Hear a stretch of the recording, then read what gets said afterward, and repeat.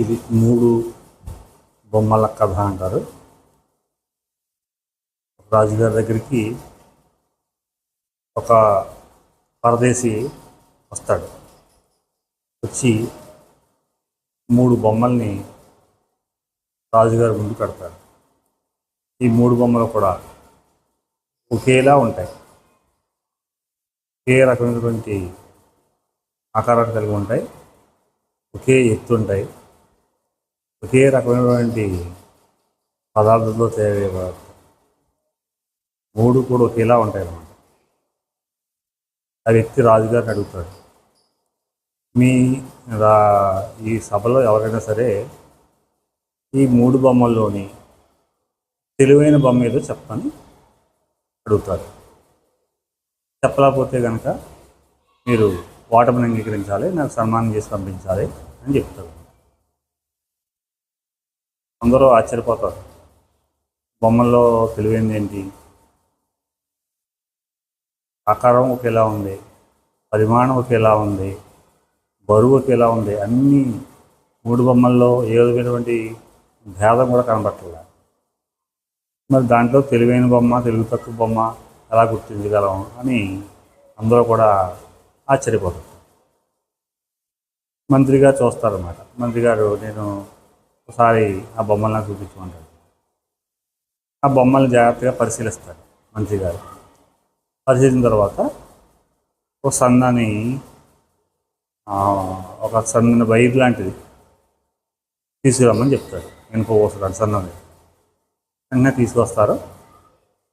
అప్పుడు ఏం చేస్తారంటే ఒక బొమ్మ చెవి దగ్గర ఒక రంధ్రం ఉంటుంది కదా, 2 పక్కల రంధ్రాలు ఉంటాయి కదా, ఒక రంధ్రం నుంచి ఇలా దూరుస్తాడు.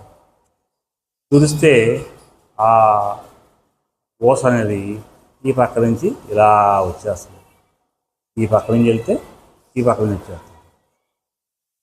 సరే, దా బొమ్మను పక్కన పెడతారు. రెండో బొమ్మ తీసుకుంటారు. దానికి కూడా ఓసని ఇలా చెవిలో దూరితే ఆ ఓస ఇలా నోట్లో వచ్చేస్తుంది. ఇలా దూరితే ఇలా వచ్చేస్తూ ఉంటుంది. ఆ బొమ్మను కూడా పక్కన పెడతారు. మూడో బొమ్మను తీసుకుంటాడు. ఓసని తీసుకొచ్చి చెవిలోకి ఇలాగా పెడతా ఉంటాడు. ఎంత పెట్టినా సరే ఆ ఓస లోపలికి వెళ్ళిపో తప్ప బయటికి రాదు. అప్పుడు మంత్రి గారు చెప్తారన్నమాట, మహారాజా, ఈ 3 బొమ్మల్లోని ఈ 3వ బొమ్మ చాలా తెలివైందని. ఎలాగో వివరించండి అంటారు రాజుగారు. మొదటి బొమ్మ, ఈ చెవిలోంచి ఏదైనా వస్తుంటే ఈ చెవిలోంచి వదిలేస్తారు. అంటే వాళ్ళు చెప్పింది ఏది కూడా వాళ్ళ బుర్రలో తెప్పించుకోరు. వాళ్ళ మందమతి, అసలు ఏది కూడా వినరు వాళ్ళు. రెండో రకం వాళ్ళు ఏంటంటే ఈ చెవులు వింటూ ఉంటారు. విన్నా ఇది దాచుకోకుండా కొన్ని విషయాలు చెప్పకూడదు. చెప్పి కొన్ని ఉంటాయి, చెప్పని కొన్ని ఉంటాయి. రహస్యాలను ఏమైనా సరే ఇలా చెప్పేస్తూ ఉంటారు, అందరితో చెప్పేస్తూ ఉంటారు. అందువల్ల వీళ్ళంత తెలివైన వాళ్ళు కాదు. మూడవది, మనం ఎంత చెప్పినా సరే అదంతా కూడా లోపలికి వెళ్ళి దాన్ని జాగ్రత్తగా నిక్షిప్తం చేసుకుంటారు. దాని అవసరమైనప్పుడు మాత్రమే ఉపయోగించుకుంటారు. అందువల్ల ఈ 3 బొమ్మల్లోని 3వ బొమ్మ చాలా తెలివైందని మంత్రి గారు చెప్తారు.